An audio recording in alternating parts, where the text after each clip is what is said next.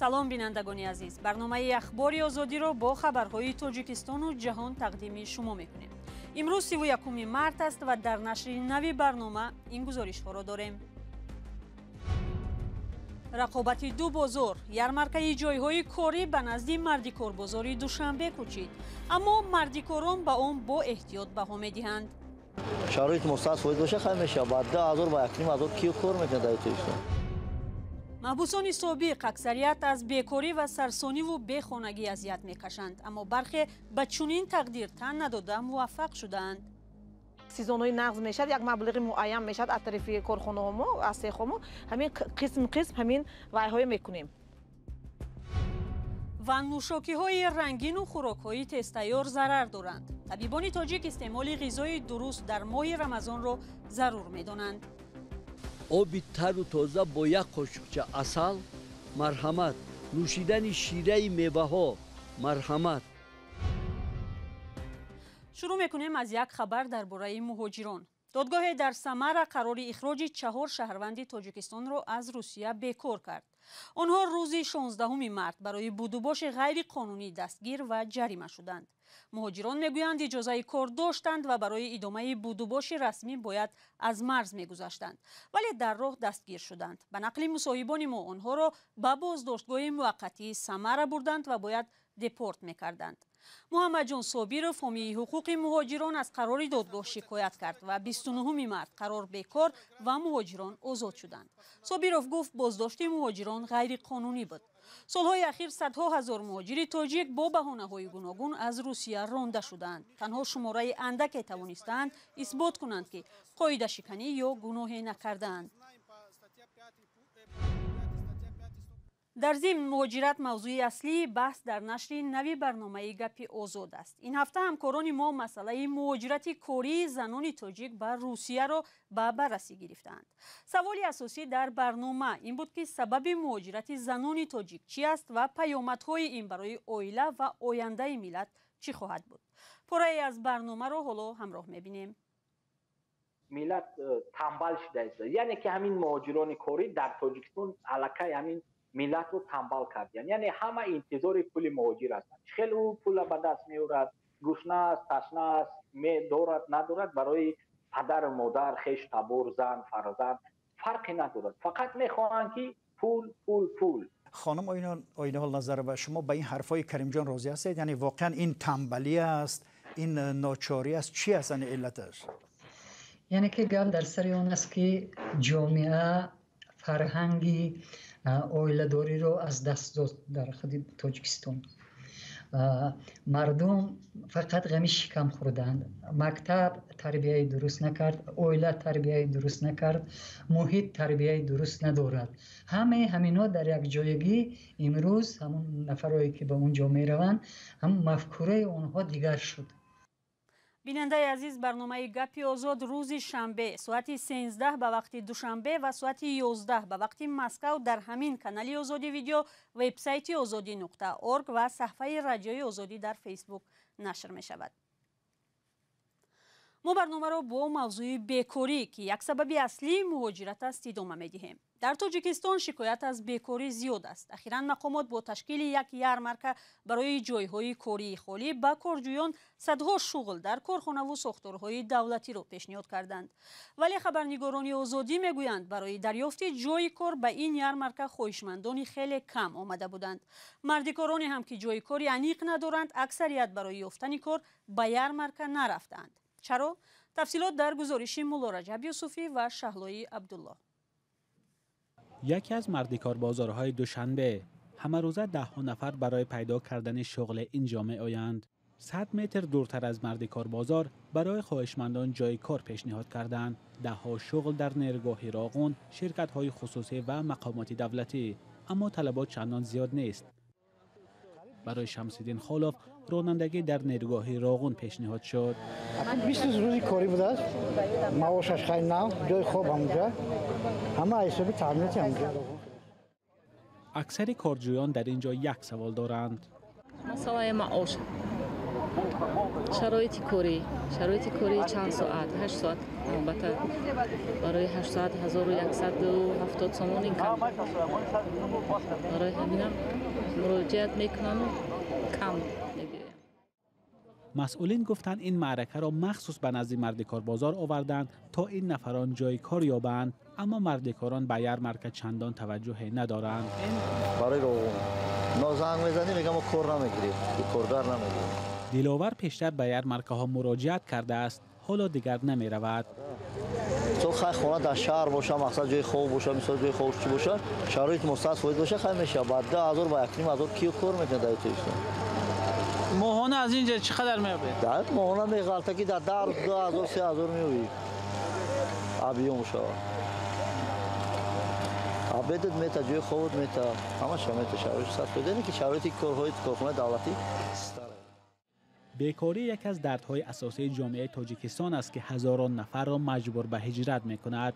مقامات برای تامین مردم با شغل هر چند وقت چنین یارمرکه‌ها تشکیل می‌کنند، اما دیده می‌شود که کارجویان به آنها توجه زیادی ندارند و می‌گویند معاش بیشتر می‌تواند آنها را به این کارها جلب کند.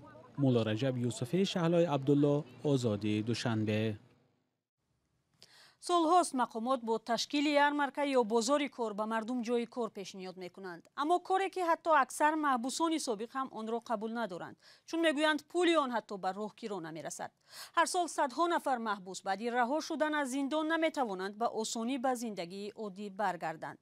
мақомоти маҳаллӣ мегӯянд онҳо аз кӯмакҳои давлатӣ бархурдоранд, вале воқеият чӣ гуна аст? аз Фарзон Муҳаммадӣ мешунавем.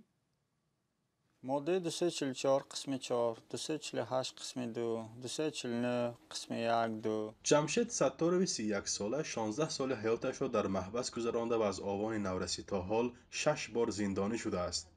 و بعد هر باری آزاد شدنش ماه‌ها نمیتوانست کاری مناسب دریافت کند. پدر و مادر جمشید در حیات هستند ولی با او دیگر رابطه ندارند. پیوندانش هم در غم و شادیش دیگر شریک نیستند. به سبب نداشتن امکانات خوب زندگی در عائله‌داری هم خوشبخت نشده است.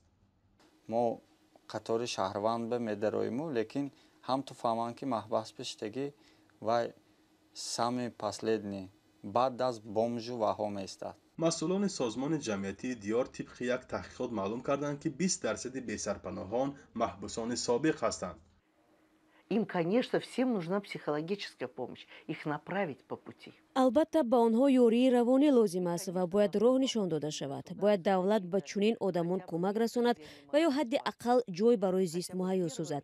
در نوبت اول آنها هیچ چیز ندارند و محتاج به لباس و خوراک هستند. بی خانه و بی جای کار میمانند. در همین حال مسئولان اداره کار با شغل اهالی در شمال تاجیکستان میگویند که تنها سال گذشته بیش از 150 محبوس سابق در سوخت صاحب جای کار شدند. تا سال 2022 در حدود ولایت 323 شهروند آزاد گردیده برای واسطه اگنتی مهنت و شغل اهالی در ولایت سوخت با مشکلات بیکاری مراجعت کردند. در مجموع دوام سال 2022 155 نفر سابق محبوسان با جای کاری تامین کرده شدند. همچنین در دایره برنامه دولتی مساعدت به شغل اهالی با 3 نفر برای آغاز فعالیت صاحبکاری خود قرضای امتیازناک دسترس کرده شد. هرچند حیات بعد محبس دشواری‌های زیاد پیش می‌آورد، نفرانی نیز هستند که بعد از زندان نیز کامیاب گشتند. یکی از آنها اتمی عظیم است که سال 2013 با جرم قاچاق مواد مخدر 8 سال زندانی شد. پس از 1 سال عفو گردید و به آزادی برآمد. بعد 2 سال کوشش‌ها کارگاه دوزندگی را برای همتقدیرانش تأسیس داد و طول 6 سال اخیر گردش سودایش را چند مراتبه افزوده است. با او مؤثر شده است که از ناحیه باباجان غفور سال 2018 برای ساختن کارگاه و جای اقامت به 50 نفر سابق محبوسیان 31 صد زمین بگیرد و حالا همه کوششش را برای بنیاد آن میکند. میگیریم 5 سالانه ما هم قد کردیم کاری خودمون میکردیم. مثلا کار میکنیم کارخانه و یک سیزونی نقض میشد، یک مبلغ معین میشد از طرف کارخانه ها از سیخمو همین قسم همین وعیهای میکنیم. کارشناسان و روانشناسان میگویند محبوسان سابق در شرایط تاجیکستان باید پرصبر باشند و برای به مقصد رسیدن ایستادگی کنند. برخی دیگر برانند که دولت و مقامداران ساحه برای برگشتن به حیات مقرری باید با آنها کار کنند و برای تکرار نگردیدن جنایت جهد و تلاش نمایند. فرزان محمدی، رادیو آزادی، شهر خوجند. گزارشی که حالا دیدید چه خیلی بود؟ معقول شد یا نشد؟ میخواهید که اولین شده گزارش های ما را بینید؟ پس این تگمه را پخش کنید و آبونه شوید. شما اولین بیننده خواهید شد. در ماه رمضان که نخوردن از بامداد تا شام یک شرطیان است، متخصصان هشدار می‌دهند که روزداران باید طرز درستی استعمال غذا را رعایت کنند. آنهایی که تجربه زیادی روزداری دارند از این همه آگاهند، اما برای آنهایی که می‌خواهند از طرز درستی استعمال غذا در این ماه آگاه باشند، همکاران ما برات یوسفی و علیشیر ظریفی در صحبت با متخصصان یک گزارش آماده کردند. طبیبان تاجیک استعمال غذای درست را برای نگه داشتن سلامتی در ماه شریف رمضان مهم می‌دانند. جهانی از آن زود غذاشناس بر این است که مخصوصاً در لحظه‌های اول افطار با سراسیمگی خوردن و هم خوردن غذاهای سخت، تند، باددار و دارای ماده‌های زیادی کیمیایی برای تندرستی انسان پیامدهای ناگوار داشته می‌تواند. البته هنگام روزداری نوشیدنی باید در خاطر داشت که نوشیدنی آبهای رنگی گازدار که از گاز بویند، خوردن محصولات های فست فود که در ترکیب آنها از کنسروانت های کیمیایی بویند، استفاده بردن کچوپ ها، مایونز ها، خوردن بورگر ها، حتی خوردن غذاهای تستیار از لحاظ رالتون، بیگ باند دیگر و دیگر با سلامتی انسان تاثیر منفی می‌رساند.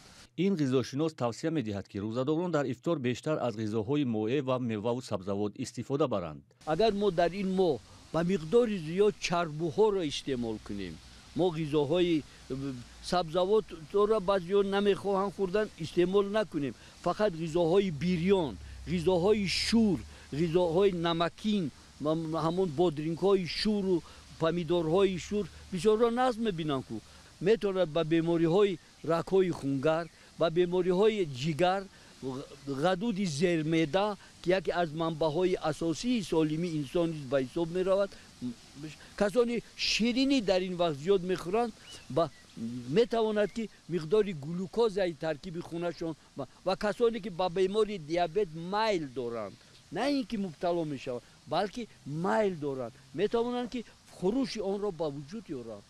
ولی برخی ساکنان بر اینند که وابسته به وضع صحتیشان هر فرد میتواند از خوراک‌های گوناگون استفاده کند. همش آدم خودش زویست میکنه، ارگانیسم آدم اگر یگان کسل داشته باشه، یگان ژیلوتکا، یگان دردمندی هم خیلی داشته باشه، میتونه خوراکای ملایم خوش رو بخوره. اگر ساق باشه، سلامت باشه، هر چی خودم میگیره میشه، فرق نداره. هاش گوش بیان اپیتیت خیلی باشه. طبیبان میگویند در ماه رمضان آدمان پس از روزه طولانی یک باره خوراک زیادی میخورند که گوارش یا هضم شدن آن جسمشان را عذاب زیاد میدهد. ولی اکثر ساکنان در صحبت‌های سریراهی گفتند باور دارند در انتخاب غذا و حجم آن قاعده‌های استعمال را رعایت میکنند. قطعه سبک و دویمش بعد قطعه وزن‌تر داخل میکنیم. газнок намекунем, компот мекунем, саломатиква зарал дорад. Вақти ифторӣ аввал оби камтар ширагарм барои ҳами жулудкама назадан, медама назадан, вайрон накардан ҳазми медара. Як оби ширагарм мехӯрем, баъдан хурмое болош, баъдан хӯроки гарм. мо бештар бисёртар чихели ки суннати пайғамбар аст, бо хирмо мақсад рӯзаи худа мешикоем ва мо гурӯҳи мо ки дар хона ҳастанд аз нӯшокиҳои газдор эҳтиёт мекунанд. سر فقط شیرچای میخورم راست گپ زنم. طبیبان به نفران مریضی معده و روده، جگر، سرطان، زنهای حامله‌دار، زنهای دارای کودکان شیرخواره گرفتن روزه را توصیه نمی‌دهند.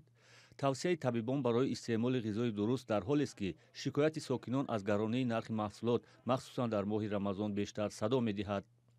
طبق قرار شورای علمای مرکز اسلامی تاجیکستان، ماه رمضان در کشور 23 مارس سر شده خوب ادامه دارد. بینندگان عزیز، برنامه امروز به پایان رسید، ولی نشر خبرها با عکس و ویدیو در وبسایت azadi.org و در صفحه های رادیوی آزادی در فیسبوک و اینستاگرام، توییتر و تیک تاک و تلگرام و ادنکلاسنیکی ادامه دارد. برایتان تعطیل خوب می‌خواهیم و تا ملاقات های دیگر، خدا نگهدار.